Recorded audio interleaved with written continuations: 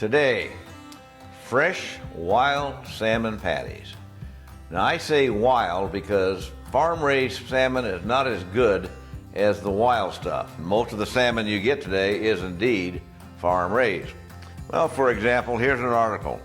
5 reasons to avoid farm-raised salmon. One of the reasons is that wild salmon has a better ratio of good to bad fats. But the main reason you want fresh salmon, it just tastes better. And speaking of salmon, how come salmon is pronounced salmon? Why isn't it salmon? I got a friend named Solomon. Do I call him Salmon? It just doesn't make any sense. But moving along. Mom used to make a lot of salmon cakes, salmon patties when we were kids, and she used this canned stuff.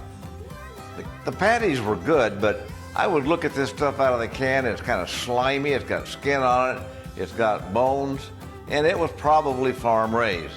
Well, I ask you now, which looks better? This canned stuff or this nice fresh wild salmon? If you have to think about the answer to that question, you probably shouldn't be watching this video. So now to get started, the first thing we got to do is some food prep. Let's chop up red pepper.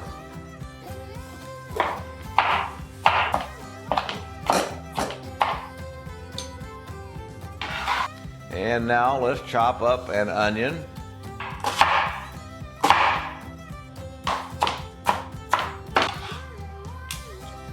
And let's get these in some olive oil here and saute them. We need to do this in advance so that we can let them cool down. So now we've got this, let's get it in the fridge.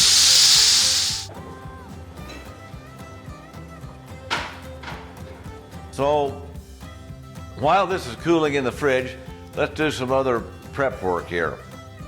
Let's chop up some green onions, some celery, about 1 cup, about 4 or 5 cloves of fresh garlic. Get those ready. And here is the wild salmon now, about 2 pounds. Let's take a very sharp knife now and separate the salmon from the skin, cut it in strips, chop it up about the size of hamburger meat, and get that into a large mixing bowl. We are now ready to add the celery, the green onions, the garlic, and some capers. Capers are going to give this a nice flavor. Put in a little Worcestershire, a spoonful of Dijon mustard, about 2 big spoonfuls of real mayonnaise. Mix all this together really good. Some Lowry seasoning in this. Mix some more. And don't forget those peppers and onions now that we've been cooling in the fridge. Let's get those in. Mix that in, very good. And now we add Panko, just enough till you get a nice firm ball here.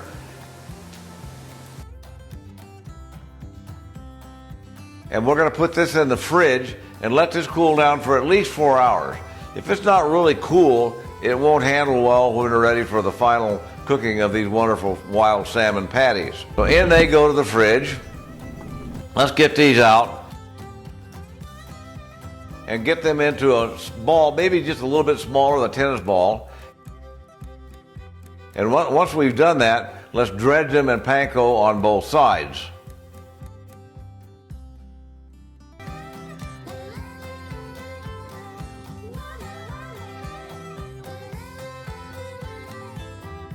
Let's get these in the skillet at 350 degrees.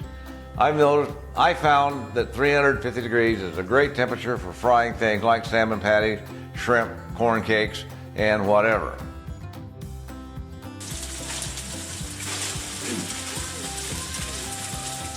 Mash them down a little bit with your spatula. And also notice here I've got some green beans going, and I've got some fresh corn boiling over here.